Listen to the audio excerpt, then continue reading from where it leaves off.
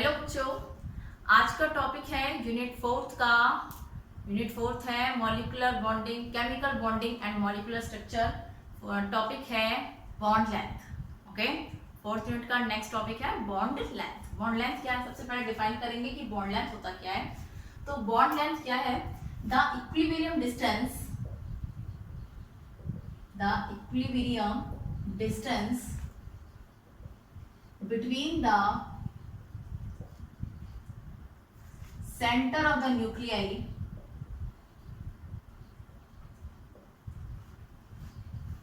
of two bonded atoms,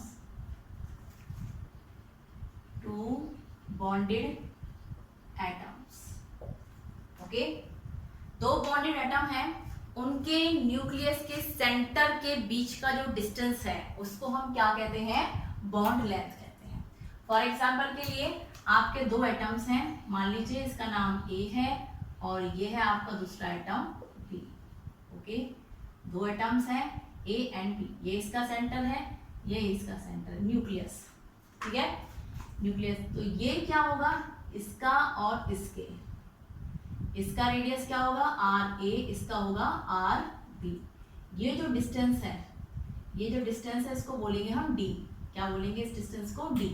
D means होता है bond length. D किसको रिप्रेजेंट कर रहा है? यहाँ पर बॉन्ड लेंथ को रिप्रेजेंट कर रहा है। ठीक है, तो ये जो डी है ये आपका बॉन्ड लेंथ है। तो डी को आप कैसे दिखाओगे मैथमेटिकली? फॉर्मुलेशन में D is equal to R A plus R B. Okay, यानी इसका रेडियस, एटम ए का रेडियस एंड एटम बी का रेडियस, उन दोनों का जो सम होगा, उन दोनों का जो एडिशन होगा, उसको हम क्या बोलेंगे? डी बोलेंगे। ठीक है, तो क्या है? दो बॉन्डेड एटम्स के न्यूक्लियस के सेंटर के बीच का डिस्टेंस, ये इसका न्यूक्लियस का सेंटर है, इसका है, इन दोनों के बीच का जो डिस्टेंस होता है उसको हम बॉन्ड लेंथ बोलते हैं, जिसको रिप्रेजेंट हम डी से करते हैं। ठीक है जी। नेक्स्ट है factors affecting the bond length. Next क्या है? Factors affecting the bond length. कि कौन कौन से फैक्टर हैं जो बॉन्ड लेंथ को अफेक्ट करते हैं। ओके, तो factors affecting the bond length.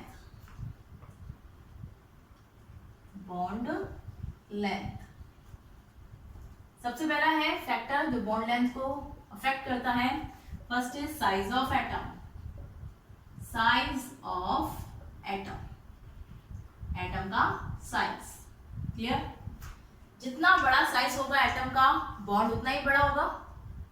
ठीक है, जैसे कि मान लीजिए वो तो छोटे छोटे एटम दिखाए थे, अब मैं बड़े बड़े एटम दिखाती हूँ। ये बड़े एटम है, ये दूसरा एक और बड़ा एटम है। जितना इनका साइज बड़ा होगा उतना ही इनके न्यूक्लियस का डिस्टेंस भी ज्यादा दूर होगा और बॉन्ड भी आपका, बॉन्ड लेंथ भी आपका उतना ही ज्यादा बड़ा होगा।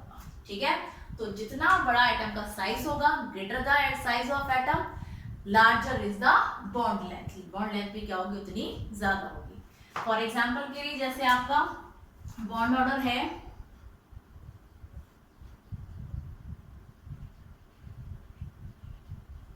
Okay, group 17 halogens.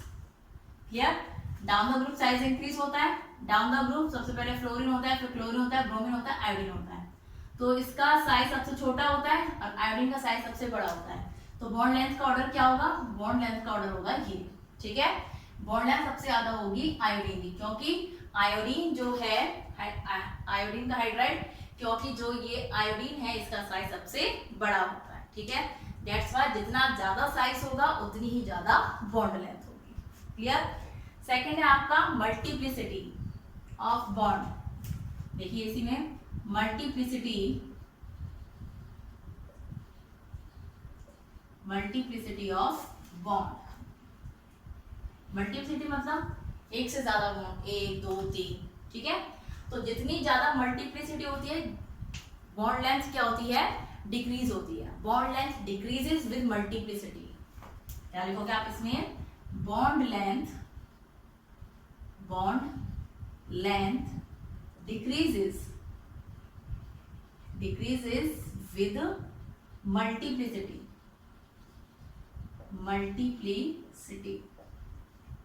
Okay, for example के लिए कार्बन कार्बन बॉन्ड को ले लीजिए। Carbon single bond carbon, carbon double bond carbon, carbon triple bond carbon. ठीक है, जितनी ज्यादा मल्टीप्लिसिटी होगी बॉन्ड लेंथ उतना ही कम होगा। Bond length decreases with multiplicity. तो सबसे ज्यादा बॉन्ड लेंथ किसकी होगी? सिंगल, फिर डबल, और सबसे कम बॉन्ड लेंथ होगी ट्रिपल बॉन्ड की। ओके, बॉन्ड जितना अकेला होता है उतना ही क्या होगा, लेंथ उसकी ज्यादा होगी, उतना ही वीक होगा वो। डबल बॉन्ड छोटा होगा, ट्रिपल बॉन्ड और छोटा छोटा होगा। ठीक है, ओके। तो ऐसे ही जितना बॉन्ड छोटा होता है उतना ही बॉन्ड स्ट्रॉन्ग होता है। एटम जितने क्लोज होते हैं उतनी ज्यादा उनमें अट्रैक्शन होता है। ठीक है, तो बॉन्ड जितना अकेला होगा उतना ही वीक, डबल बॉन्ड ज्यादा स्ट्रॉन्ग एंड ट्रिपल बॉन्ड उससे ज्यादा स्ट्रॉन्ग। ओके, तो मल्टीप्लिसिटी के साथ साथ बॉन्ड लेंथ क्या होती है आपकी, डिक्रीज होती है। क्लियर? इसके बाद देखते हैं type of hybridisation. Third factor है जिसके ऊपर डिपेंड करती है बॉन्ड लेंथ, वो फैक्टर क्या है आपका, type of hybridization. Third factor is type of hybridization.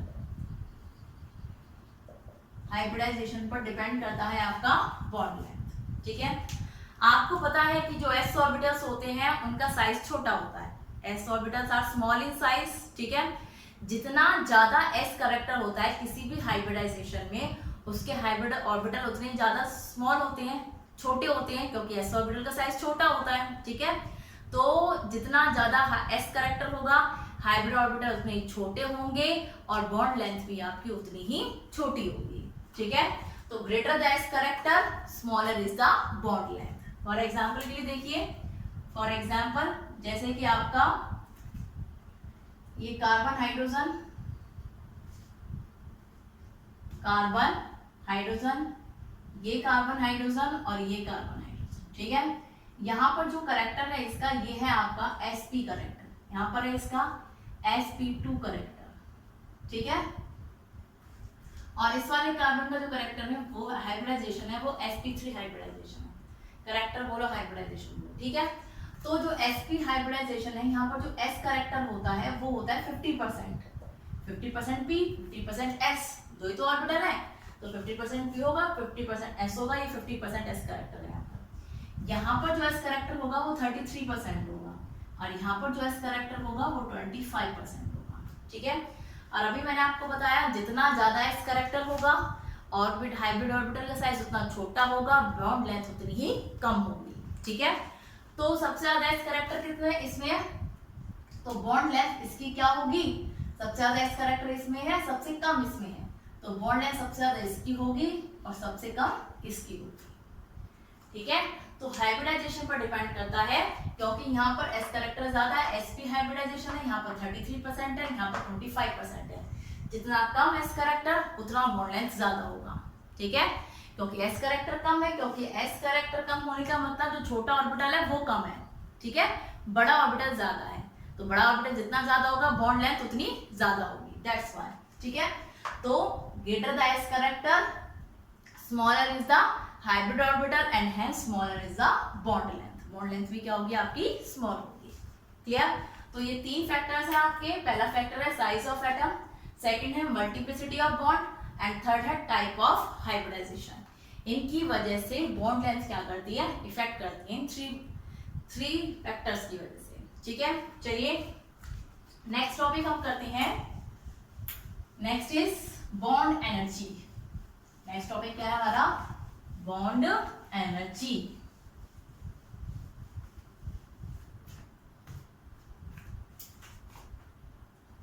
Second है बॉन्ड एनर्जी, जिसको हम एंथैल्पी बोलते हैं, बॉन्ड एंथैल्पी। ठीक है, बॉन्ड एंथैल्पी बोलो या फिर बॉन्ड एनर्जी बोलो, इसको बॉन्ड डिसोसिएशन एनर्जी बोला जाता है। ओके, तो क्या होगा, बॉन्ड एनर्जी या फिर बॉन्ड एंथैल्पी क्या होती है, amount of energy, amount of energy required to break one mole of bond is called bond dissociation energy।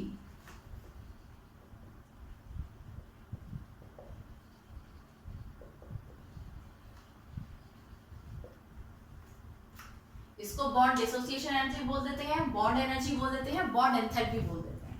ठीक है, तो ये हो गया। इसको हम रिप्रेजेंट करते हैं किलोजूल पर मोल में। क्लियर? चलिए, अब बॉन्ड डिसोसिएशन एनर्जी में पता चल गया कि बॉन्ड डिसोसिएशन एनर्जी होती है कि किसी बॉन्ड को, वन मोल बॉन्ड को ब्रेक डाउन करने के लिए जो एनर्जी देनी पड़ती है उसको हम bond dissociation energy, bond energy या फिर बॉन्ड एंथैल्पी बोलते हैं। ठीक है, अब ये कौन कौन से फैक्टर्स पर डिपेंड करती है? जैसे आपकी बॉन्ड लेंथ डिपेंड करती थी, ऐसे आपकी बॉन्ड एनर्जी डिपेंड करती है। ठीक है, bond energy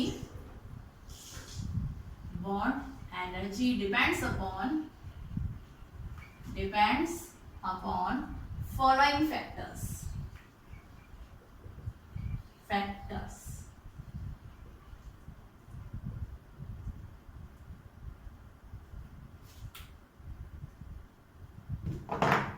Following factors. First factor वही size of the atom. First is size of the atom. Okay, चलिए, जितना साइज बड़ा होगा, ग्रेटर द साइज जितना बड़ा होगा, ये आपका एक एटम, ये दूसरा एटम, जितना साइज बड़ा होगा बॉन्ड लेंथ उतना ही बड़ा होगा, बॉन्ड लेंथ क्या होगा? उतना ही बड़ा होगा। और बॉन्ड लेंथ जितना बड़ा होगा बॉन्ड उतना ही वीक होगा, बॉन्ड क्या होगा? उतना ही वीक होगा। और जितना बॉन्ड वीक होगा उतना ही वो जल्दी ब्रेक डाउन हो जाएगा, उतनी वो कम एनर्जी में टूट जाएगा। ठीक है, तो larger the bond length, smaller is the bond dissociation energy. Clear? जितना बॉन्ड ज्यादा होगा, लंबा बॉन्ड लेंथ जितना ज्यादा होगा, बॉन्ड डिसोसिएशन एनर्जी उतना ही कम होगा।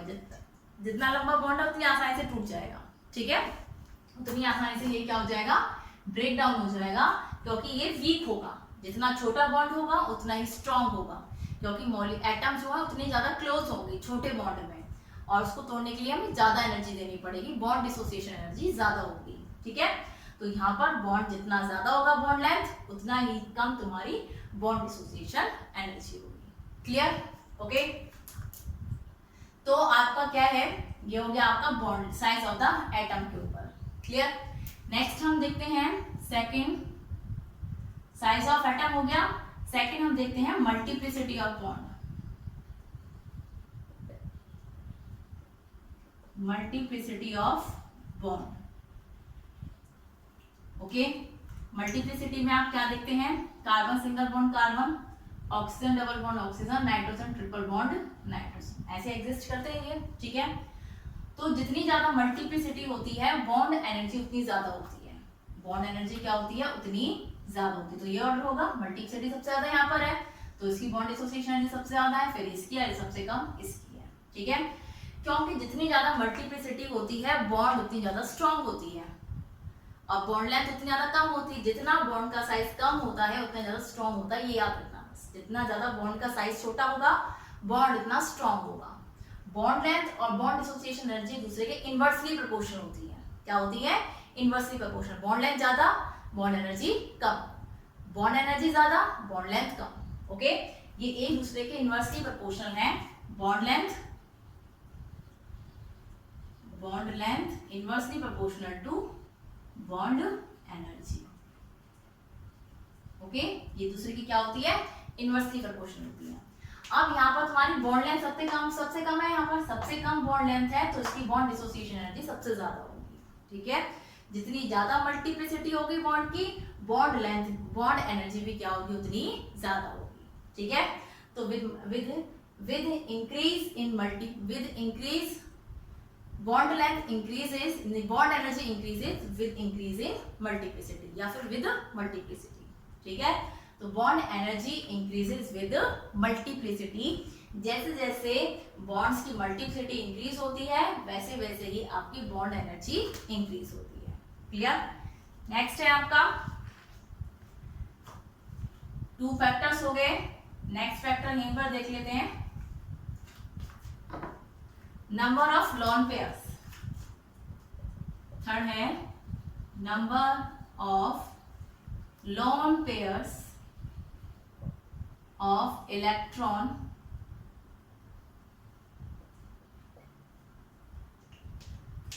कि नंबर ऑफ लोन पेयर कितने हैं, ठीक है। नंबर ऑफ लोन पेयर जितने ज्यादा होते हैं आपकी बॉन्ड एंथैल्पी उतनी ज्यादा कम होती है। क्लियर? क्योंकि क्या है, जितने ज्यादा लोन पेयर होंगे किसी भी एटम में, जितने ज्यादा लोन पेयर होते हैं, लोन पेयर होने की वजह से लोन पेयर रिपल्शन होता है, तो रिपल्शन की वजह से एटम दूर दूर जाते हैं।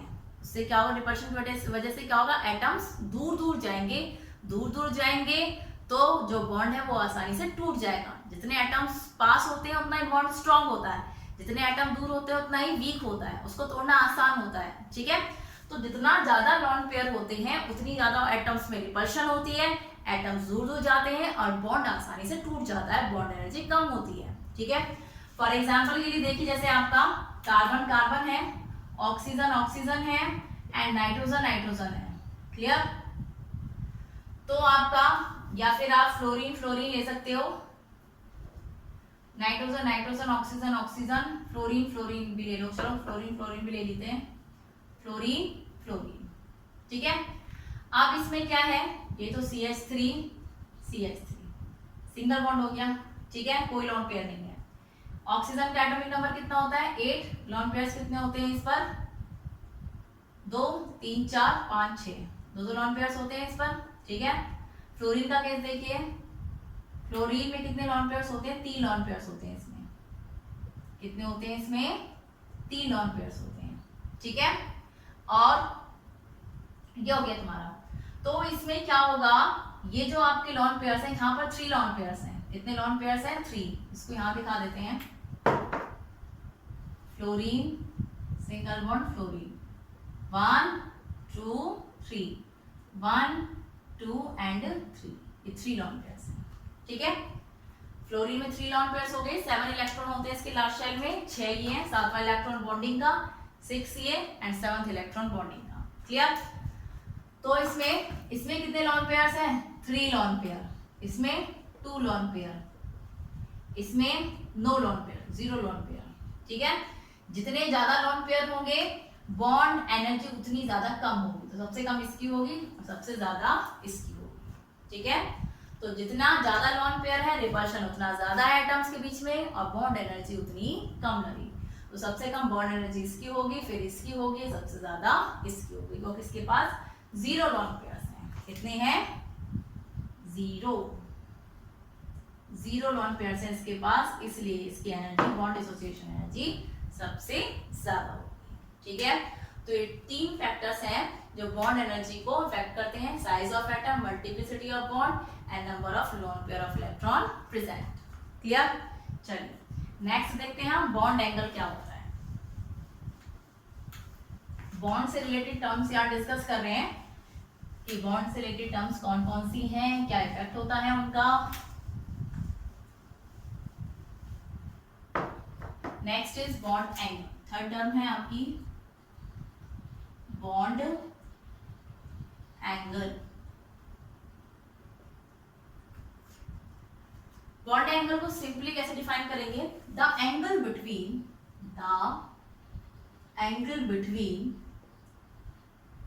The lines representing the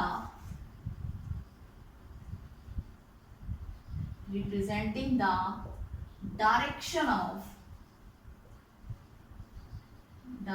of bonds,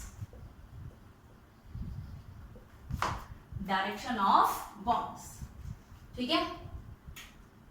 तो क्या है बॉन्ड एंगल, क्या होता है, जैसे आपका मान लीजिए NH3 है, फॉर एग्जांपल के लिए NH3, क्लियर, NH3 ये जो है, ओके। अब ये है NH3, ये H है आपके, कि जो बॉन्ड की डायरेक्शन को रिप्रेजेंट कर रही हैं, जो लाइंस, ये लाइंस हैं, ये बॉन्ड की डायरेक्शन को रिप्रेजेंट कर रही हैं। नाइट्रोजन का बॉन्ड इसके साथ है, ये इस डायरेक्शन में, ये इधर और ये इधर। जो लाइंस बॉन्ड की डायरेक्शन को रिप्रेजेंट करती हैं उनके बीच का जो एंगल होता है, ठीक है, बॉन्ड की डायरेक्शन को रिप्रेजेंट करने वाली लाइंस के बीच का जो एंगल होता है उस एंगल को हम बॉन्ड एंगल कहते हैं। क्या कहते हैं उसको, बॉन्ड एंगल कहते हैं। क्लियर? बॉन्ड की डायरेक्शन को रिप्रेजेंट करने वाली लाइंस के बीच का जो एंगल है उसको हम क्या कहेंगे, बॉन्ड एंगल कहेंगे। क्लियर? तो इनके बीच का जो एंगल है वो होता है 107 डिग्री। कितना होता है? 107 डिग्री। जैसे फॉर एग्जाम्पल के लिए ले लीजिए आप H2O। H2O is this 2H। Oxygen का हाइड्रोजन के साथ ये बॉन्ड है और ये बॉन्ड है, दो लाइन रिप्रेजेंट कर रही है बॉन्ड को। इनके बीच का जो एंगल है इसके बीच का होता है 100.5 डिग्री, 104.5 डिग्री। ठीक है, तो इस एंगल को हम कौन सा एंगल कहते हैं? बॉन्ड एंगल कहते हैं। इसको क्या कहेंगे? Bond angle. बॉन्ड की डायरेक्शन को रिप्रेजेंट करने वाली लाइंस के बीच का जो एंगल है उसको हम बॉन्ड एंगल कहते हैं। क्लियर? ठीक है, तो ये हो गया आपका bond angle. Simply the angle between the lines representing the direction of bonds. Clear? ये बॉन्ड एंगल हो गया। नेक्स्ट है बॉन्ड ऑर्डर। नेक्स्ट क्या देखते हैं हम कि बॉन्ड ऑर्डर क्या होता है। Okay, next term is bond order. Bond order, bond order क्या होता है? चलिए देखिए एग्जांपल से लेते हैं। Carbon single bond carbon, oxygen double bond oxygen, nitrogen triple bond nitrogen, ये एग्जिस्ट करते हैं ऐसे ही। ठीक है, तो बॉन्ड ऑर्डर क्या है? इसका बॉन्ड ऑर्डर है 1, इसका 2, इसका 3। Number of bond present between two atoms, कि दो एटम्स के बीच में कितने बॉन्ड प्रेजेंट है उसे उसका बॉन्ड ऑर्डर कहा जाता है। इन दोनों के बीच में एक बॉन्ड प्रेजेंट है, बॉन्ड ऑर्डर इज 1। इन दोनों के बीच में दो बॉन्ड प्रेजेंट है, बॉन्ड ऑर्डर इज 2। इन दोनों के बीच में 3 बॉन्ड प्रेजेंट है, बॉन्ड ऑर्डर इज 3। ठीक है, number of bond present between two atoms is called bond order. Clear? तो ये हो गया आपका बॉन्ड ऑर्डर। तो क्या क्या किया है इन टर्म्स में हमने? Bond length, bond energy, bond angle and bond order. ठीक है, ये 4 टर्म्स करे हैं। नेक्स्ट टॉपिक जो है आपका वो है polar and non polar covalent bonds.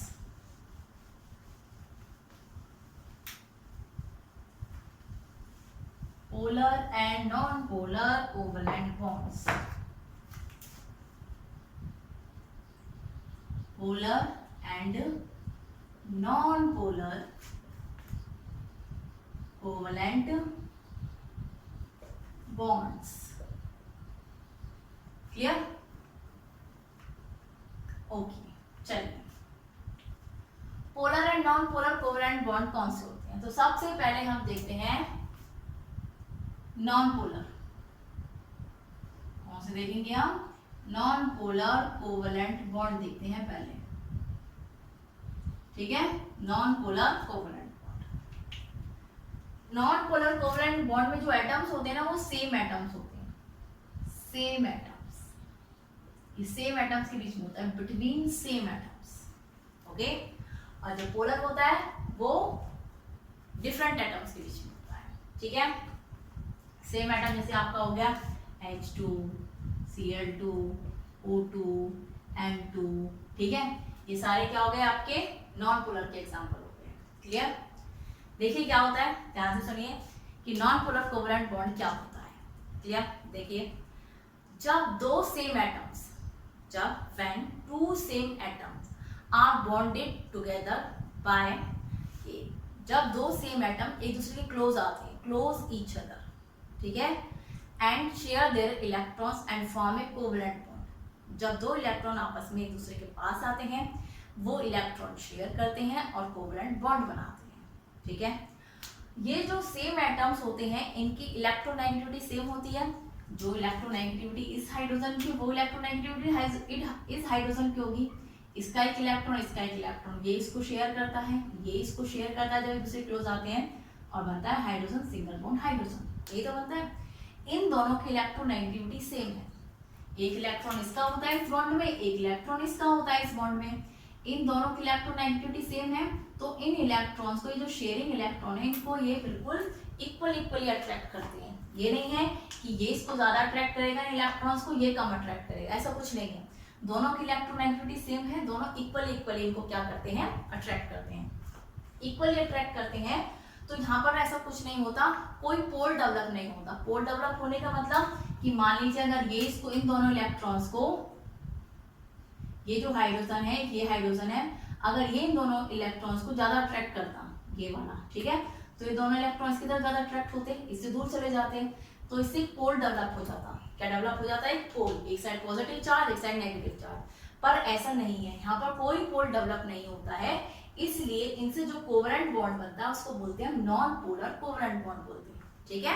कोई पोल डेवलप नहीं हुआ, इनका जो अट्रैक्शन है शेयरिंग इलेक्ट्रॉन का दोनों हाइड्रोजन की तरफ सेम सेम है, इनका जो इलेक्ट्रोनेगेटिविटी है इन दोनों की सेम सेम है, कहीं पॉजिटिव नेगेटिव चार्ज सेपरेशन नहीं है, कुछ नहीं होता है, इसलिए यहाँ से जो बॉन्ड बनता है उस बॉन्ड को नॉन पोलर कोवेलेंट बॉन्ड बोलते हैं, ठीक है।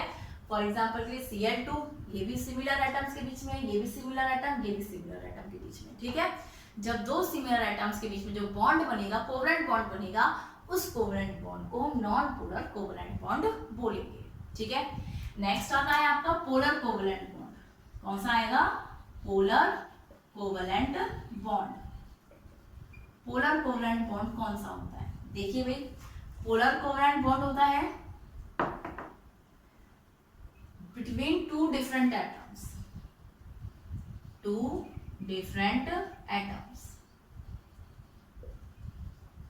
whose electronegativity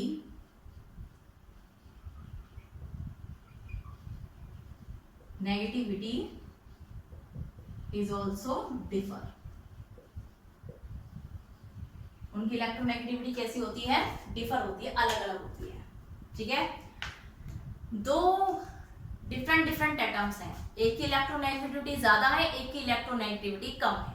फॉर एग्जांपल के लिए ले लीजिए आप HCl, फॉर एग्जांपल HCl, ठीक है। सबको पता है क्लोरीन की इलेक्ट्रोनेगेटिविटी ज्यादा होती है in comparison to hydrogen, chlorine ज्यादा इलेक्ट्रोनेगेटिव है, ठीक है। तो इसका एक इलेक्ट्रॉन हाइड्रोजन के लास्ट शेल में 1 होता है, इसके लास्ट शेल में 7 इलेक्ट्रॉन्स होते हैं, और ये 7, ठीक है। ये इसका एक इलेक्ट्रॉन शेयर करता है, ये इसका एक इलेक्ट्रॉन शेयर करता है, दोनों इसके 2 इलेक्ट्रॉन पूरे हो जाते हैं, इसके 8 इलेक्ट्रॉन पूरे हो जाते हैं, तो क्या बनता है? हाइड्रोजन सिंगल बॉन्ड क्लोरीन, और ये इसके ऊपर 3 लोन पेयर्स होते हैं, ऐसे बनता है आपका HCl, ठीक है। तो ये जो शेयरिंग इलेक्ट्रॉन्स है, एक इलेक्ट्रॉन इसका, एक इलेक्ट्रॉन इसका, ये जो 2 इलेक्ट्रॉन है ये किसकी तरफ ज्यादा अट्रैक्ट होते हैं? ये क्लोरीन की तरफ ज्यादा अट्रैक्ट होते हैं। किसकी तरफ ज्यादा अट्रैक्ट होते हैं? ये क्लोरीन की तरफ ज्यादा अट्रैक्ट होते हैं, हाइड्रोजन से दूर होते हैं, क्योंकि क्लोरीन ज्यादा इलेक्ट्रोनेगेटिव है, इन इलेक्ट्रॉन्स को अपनी तरफ अट्रैक्ट करता है, खींचता है, शेयर पेयर ऑफ इलेक्ट्रॉन्स को क्या करेगा? अपनी तरफ खींचेगा, इसको इलेक्ट्रॉन की ज्यादा जरूरत है, इलेक्ट्रोनेगेटिव होता है, ठीक है। जिसकी वजह से ये जो क्लोरीन है इस पर डेल नेगेटिव यानी स्मॉल नेगेटिव चार्ज आ जाता है, और इस हाइड्रोजन के ऊपर स्मॉल पॉजिटिव चार्ज आ जाता है, ठीक है। Chlorine shared pair of electrons को अपनी तरफ अट्रैक्ट करता है, जिसकी वजह से क्लोरीन पर स्मॉल नेगेटिव चार्ज और हाइड्रोजन पर स्मॉल पॉजिटिव चार्ज आ जाता है, जिसकी वजह से इनमें पोल डेवलप हो जाता है, एक पोल पर पॉजिटिव चार्ज, एक पोल पर नेगेटिव चार्ज एंड पर, ठीक है। जिसकी वजह से इनमें पोल डेवलप हो जाता है, इसलिए हम इन कोवेलेंट कंपाउंड्स को क्या बोलते हैं? इन बॉन्ड्स को क्या बोलते हैं? पोलर कोवेलेंट बॉन्ड बोलते हैं। क्या बोलते हैं इनको? पोलर कोवेलेंट बॉन्ड, ठीक है। तो polar covalent bond 2 different atoms के बीच में होते हैं, जिनकी इलेक्ट्रोनेगेटिविटी अलग अलग होती है। तो जो शेयर पेयर ऑफ इलेक्ट्रॉन्स हैं, जब ये आपस में एक दूसरे के क्लोज आते हैं, एक दूसरे के इलेक्ट्रॉन को शेयर करते हैं, तो कोवेलेंट बॉन्ड बनता है। पर जो शेयरिंग इलेक्ट्रॉन्स होते हैं उसको वो ज्यादा एटम अट्रैक्ट करता है जिस एटम की इलेक्ट्रोनेगेटिविटी ज्यादा होती है, ठीक है। जिसकी वजह से जो इलेक्ट्रोनेगेटिव एटम है उसके ऊपर स्मॉल नेगेटिव चार्ज आ जाता है, और जिस एटम की इलेक्ट्रोनेगेटिविटी कम होती है उसके ऊपर स्मॉल पॉजिटिव चार्ज आ जाता है, एक पोल डेवलप हो जाता है, इसलिए इस कोवेलेंट बॉन्ड को हम पोलर कोवेलेंट बॉन्ड बोलते हैं, ठीक है। ओके, तो आज की वीडियो में इतना ही है, पोलर एंड नॉन पोलर, और उससे पहले आपको बॉन्ड की कैरेक्टरिस्टिक्स करवाई थी, ठीक है।